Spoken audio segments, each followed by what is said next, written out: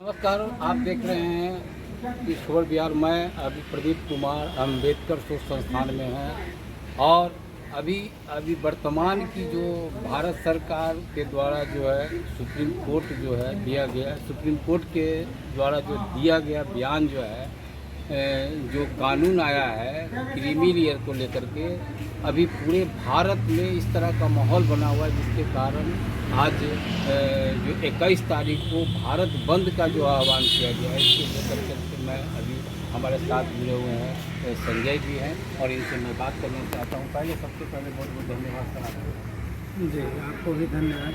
Sir, 23 तारीख को जो है SC/ST को लेकर के जो पूरे भारत में जिस तरह से अभी माहौल गरमाया हुआ है दलितों को लेकर के, आप इसमें क्या कहेंगे? 23 तारीख को क्या होगा? देखिए, संपूर्ण भारत में सभी जातियों का जीने का अधिकार बाबा साहब के द्वारा दिया गया संविधान में निहित नियमावली के तहत, धाराओं के तहत, सेवा सुरक्षा आरक्षण नियमों के तहत प्रावधान किए हैं।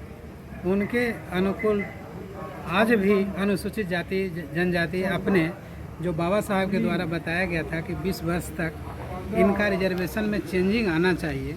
रिजर्वेशन नहीं, ओनली फॉर रिजर्वेशन नहीं, वो रिप्रेजेंटेशन की बात बोले थे कि 20 वर्ष ऐसा इनको समय दिया जाए कि जो भी अनटचेबिलिटी और टचेबिलिटी की बात है वो समान विचारधारा में आ जाए। जिस तरह से अभी जो है माहौल चल रहा है और अभी दो गुट की बातें हो रही है, जैसे अभी NDA में दो गुट हो गया है। एक गुट जो है मांझी जी है, जीतनराम मांझी है, दूसरा गुट है चिराग पासवान। इन्होंने जो चिराग पासवान कहते हैं कि क्रीमी लेयर लागू नहीं होगा, इसके लिए प्रधानमंत्री से भी बात की है और प्रधानमंत्री ने भी आश्वासन दे दिया है। और इधर जीतनराम मांझी कहते हैं कि नहीं, जो ये 4 जातियों जो संपन्न हो गई है जिसके कारण क्रीमी लेयर लागू करने की बात जो हो रही है, क्रीमी लेयर, आप इसका तरोताज़ा उदाहरण मुजफ्फरपुर का कांड देख लीजिए, जो कि अनुसूचित जाति की मात्र 14 वर्ष की लड़की है, उसके साथ बलात्कार के बाद उसके शरीर को टुकड़ों टुकड़ों में काट करके उसकी हत्या कर दी गई है। और एक तरफ कहते हैं क्रीमी लेयर। तो जो रिप्रेजेंटेशन की बात हो रही थी कि आज के डेट में सुप्रीम कोर्ट में अनुसूचित जाति के जजों की संख्या कितनी है, इस पर कुछ आप कहना चाहेंगे? क्या लगता है कि इन लोगों की जिस तरह से जीतनराम मांझी बोलते हैं कि जो है जो 4 जाति जो है कि D4 हो गए हैं, तो इसमें 4 जातियाँ क्या है, कुछ बता सकते हैं? नहीं, 4 जाति का उनके द्वारा कोई उद्भेदन नहीं किया गया और 4 जाति का डाटा भी उनके पास नहीं है कि 4 जाति की बात जो बोल रहे हैं बिना डाटा और बिना साक्ष्य प्रूफ के बोल रहे हैं, उसमें क्या कहा जा सकता है? इधर रामविलास पासवान के पुत्र श्री चिराग पासवान जी भी हैं, उन्होंने खुद कहा कि नहीं, क्लासिफिकेशन आरक्षण नियमों के खिलाफ है, इसमें किसी प्रकार का संविधान में वैसा कोई रूल कोड नहीं किया गया है कि इसमें क्लासिफिकेशन हो जाए। पहले तो इसका डाटा आना चाहिए ना संपूर्ण भारत में।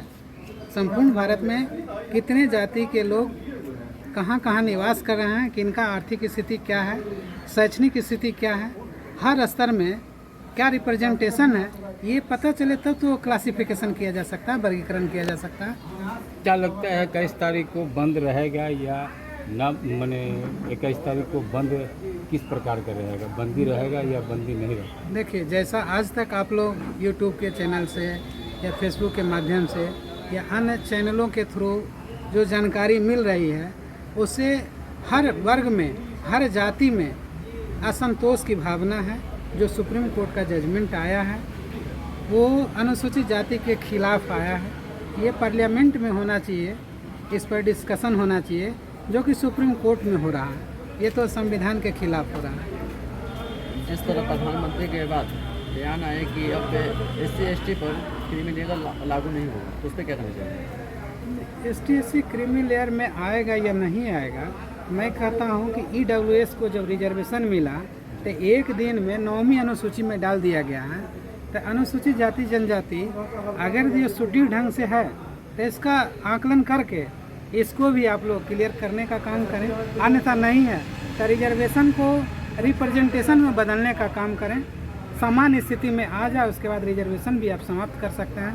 इसमें किसी भी जाति वर्ग को कोई हताहत और दुख नहीं होगा।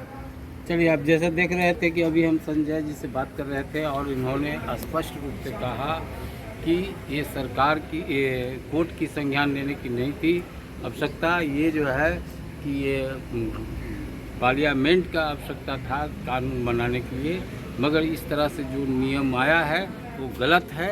इसलिए सारे जो भी दलित लोग हैं, सारे दलित लोग पूरे भारत के जो है बंद में शामिल होंगे और पूर्ण रूप से मैंने एक ऐसा माहौल बनेगा कि सुप्रीम कोर्ट को भी समझना पड़ेगा। इसके लिए आप देखते रहिए। यदि वीडियो अच्छा लगता है तो लाइक कीजिए।